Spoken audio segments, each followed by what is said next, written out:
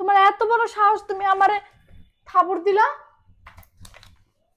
हाय हाय इतना सुकून। সমস্যা নাই, জামাই মানুষ মারতেই পারে।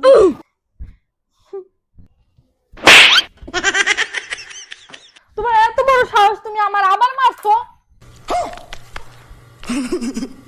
कैसा लगा मेरा मजाक? জামাই মানুষ একটু মারতেই পারে, এগুলো স্বাভাবিক, এগুলো কিছু না। যা, তুমি আমার আরেকটা থাবড় দাও।